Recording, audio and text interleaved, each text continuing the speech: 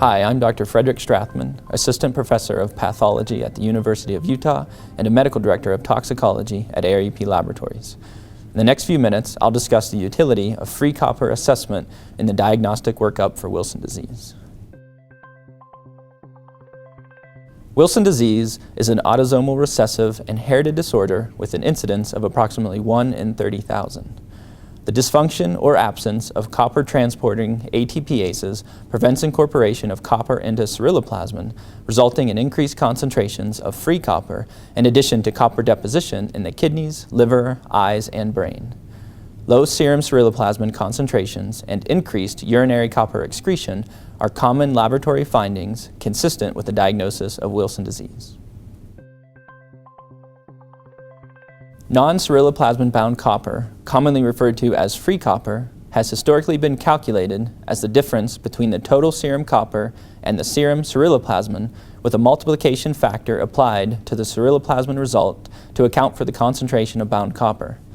A calculated free copper of 10 micrograms per deciliter is most often cited as the upper end of the reference interval, with concentrations greater than 10 supportive of a Wilson disease diagnosis. Free copper is discussed in both European and American guidelines for Wilson disease diagnosis, with several limitations noted that question its overall utility. The primary problems with the use of calculated free copper are the assumption that ceruloplasmin is saturated with copper, biases in the various methods used to measure copper and ceruloplasmin, and the lack of incorporation of non-ceruloplasmin binding of copper to proteins. The variability in results across ceruloplasmin methods is the largest contributor to inaccurate free copper calculations and commonly results in a nonsensical negative free copper concentration that is of no clinical value.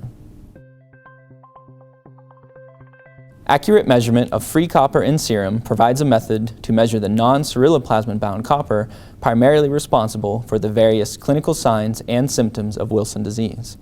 There are many examples in the clinical laboratory where free versus total measurements are commonplace, such as thyroid hormones and steroids, and a similar analytical technique can be used for the direct assessment of free copper in serum.